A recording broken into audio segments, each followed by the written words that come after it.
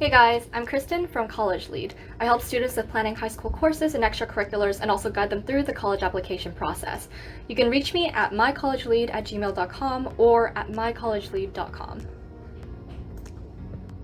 Today, I will be covering all you need to know about recommendation letters. I'll be talking in the context of college applications, but if you are ever thinking of or planning to apply to a summer program that requires a rec letter, definitely watch this video because there'll be some tips and recommendations that will be applicable to you. So first of all, let's just start off with why do recommendation letters matter in the first place, and why do you have to send them? I wanted to get information from the source, so this is from the Common App. Colleges look to recommendation letters to see if applicants from different perspectives, to get to know them better and identify what makes them unique. Counselors, so here's one source or one place where you can get recommendation letters from. So college counselors, sorry guys, I'm using my mouse so it's not as pretty. Counselors can show an applicant within the context of their school community. They can address a student's academic achievements, personal interests, and goals. So this is the key. And you can also get recommendation letters from teachers here. So teachers write from the vantage point of the classroom. They can provide a view of applicants' intellectual curiosity, creative thought, and work habits. So this gives you a little bit of an idea of what a good student in a classroom setting means. Other recommenders, so this is a third category where you can get rec letters from, and let me just concentrate on not crossing out the word on accident. Other recommenders can help illustrate an applicant's interests and pursuits outside of school. So this would be referring to your extracurricular activities. These recommendation letters can show how an applicant works in a team, how they contribute to their community, what creative hobbies they're pursuing, and more. So in my case, flute or playing the classical flute was one of my main extracurricular activities, and I was able to secure a recommendation letter from my private teacher who I had studied with for many years. If you play a sport, perhaps your coach can write you a recommendation letter on how you work on a team. If you are very active in the public service community or have started your own nonprofit, maybe this is your mentor in that organization is a good way to show how you contribute to your community, and so on. So remember, each college has its own requirement for the number of recommendation letters. So as an example, Harvard requires 2 recommendation letters, and other schools might just ask for 1, or maybe 1 with the option of submitting additional ones if you think it will enhance your application. So be sure to check the requirement for recommendation letters on the colleges on your list. And if you're not sure where to start with finding the right colleges to apply for or how even to get started on the college application process, you can check out my video. I'll link it up here, but also down in the description below. And here is a little tip for those who are submitting an art supplement. You can ask your art instructor to write a rec letter for you, and you can also submit it as a PDF in the art supplement. So let's say for Harvard, they allow 2 recommendation letters. You get 1 rec letter from a school teacher and a second recommendation letter from another school teacher. You can try to slip in a third by submitting it as a PDF in SlideRoom when you apply within art supplement. So that's just a little tip for those who are artistically inclined. Now for the question of who to ask for a rec letter. These are the general practices that I would recommend. So if you can, you should aim to first ask your teacher who taught X if you want to major in X in college. So an example is if you want to study physics in college, it's probably a good idea to ask your physics teacher for a recommendation letter. You also want to diversify your rec letters because, again, as we mentioned in the previous slide, a recommendation letter is to show how you operate in a classroom and your intellectual curiosity. You want to demonstrate intellectual curiosity not only in a STEM field, but also in humanities as well, to show that you are a well-rounded candidate. So I would recommend, let's say again, Harvard with the 2 recommendation letters, get 1 recommendation letter from a STEM teacher, and then another recommendation letter from a humanities teacher. So an example would be a physics teacher and a history teacher. Also, this is obvious, but ask your teachers you have a good mentor-mentee relationship with. And if you don't have that yet, stay tuned for the next slide where I talk a little bit more about that. Also, try to ask teachers who teach a more traditional subject, or at least rigorous subject. So for instance, let's say you took choir as sort of an easier course in junior year just because you had a lot of testing going on and it was busy. You got an A in that class, but it's probably not a good idea to ask that choir teacher for a rec letter unless you want to study music in school and it's in singing. I would recommend maybe asking a teacher who taught a more rigorous course, whether it's foreign language, biology, history, English, or something else. Usually not one of those electives, but again, this will differ depending on your certain situation. If your choir course was particularly rigorous, or if there's another elective that was very rigorous or even related to what you want to study, by all means ask them for a rec letter. This is just a general recommendation, and I want you to take everything I say with a grain of salt because every student is different and every school that a student in is different as well. So what if you don't have a teacher you're close with? Well, 3 things. First, try to do well in their class. So be good about submitting homework on time and try to get as high of a grade as possible on their exams. If there are any topics that you're confused about, especially if it's a hard class, be vocal about it and ask thoughtful questions. The next is to be active in class. Actually do all the readings and homework assigned. I remember back in AP US History, we would read sections of a supplemental book, and then we would have weekly discussions on it. As the year went by, or as the school year went by, fewer and fewer students actually did the readings. So it was very easy for me to stand out in the class because all I did was actually do the work assigned and be active in participation and be able to cite quotes to back up whatever statements I was saying in the discussion. Also volunteer to raise your hand when no one else does. Again, this will be more prominent later during the year, but again, it depends on what school you are. I went to a public school, so there was a larger variety of students, I would say, a range of students there.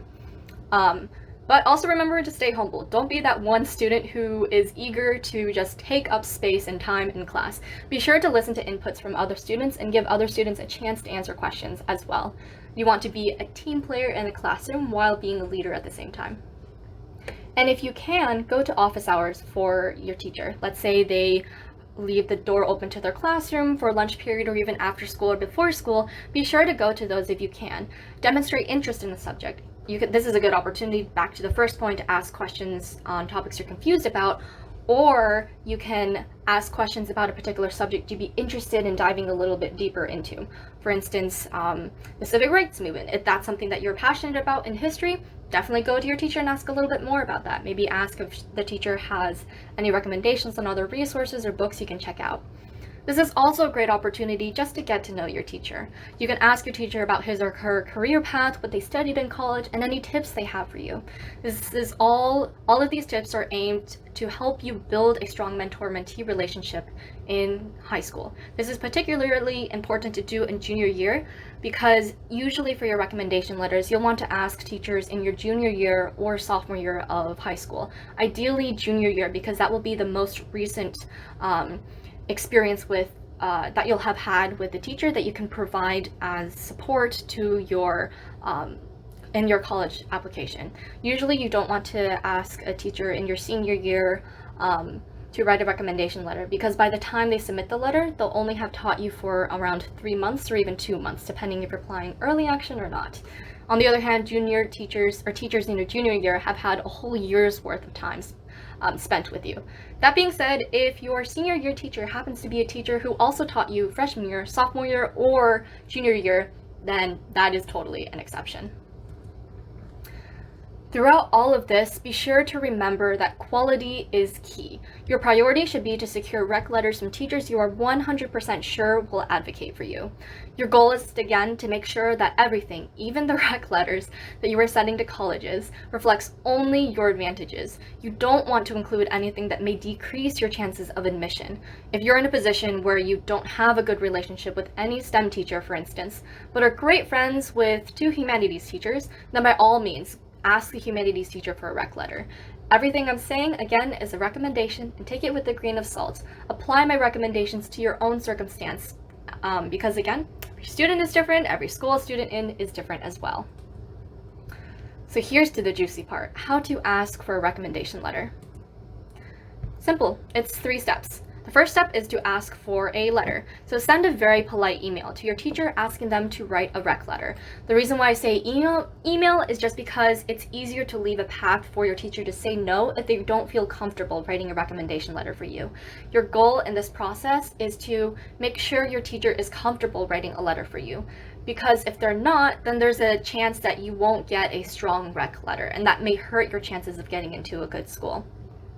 The next step is to send additional information to your teacher after they have said, yes, I can write you a rec letter.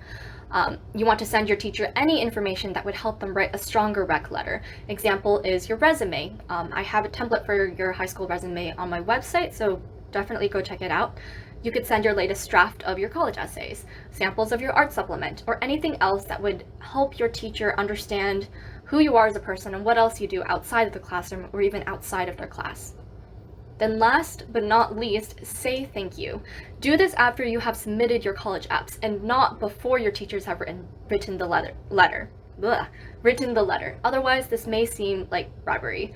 This point is important not just for recommendation letters, but it's a good way for you to build and maintain your relationships with your teachers. In college, I encourage you to continue to write handwritten thank you notes. Imagine if you received one. It means so much more to get a handwritten note than to get just a thank you email. Of course, when it's not possible, send an email, especially in this time of COVID. The less contact with other people we have, the safer you'll be. So yeah, if you can, feel free to include a small gift with the thank you letter as well. But in general, this is just a really good practice to maintain a relationship with your teacher and also just improve other people's view of you as a student and as a character. Now, here is a sample email that you could use when you're asking a teacher for a recommendation letter.